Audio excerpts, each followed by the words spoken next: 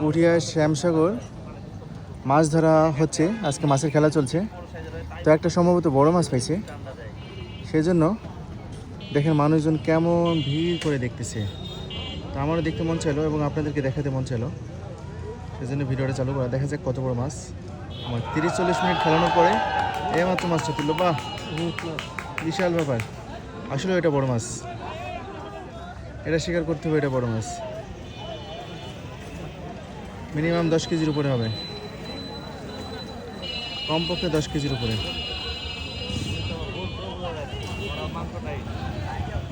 মাশাআল্লাহ, সুন্দর। অনেক দর্শক, অনেক।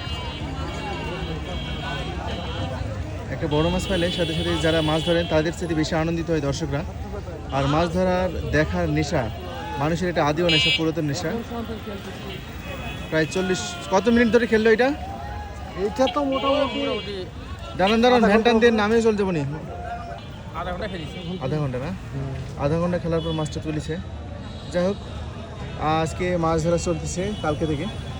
এই হলো অবস্থা। মাছ খুব একটা মানুষ পায়নি, তবে আমি এটাই দেখলাম সবচেয়ে বড় মাছ। বাই।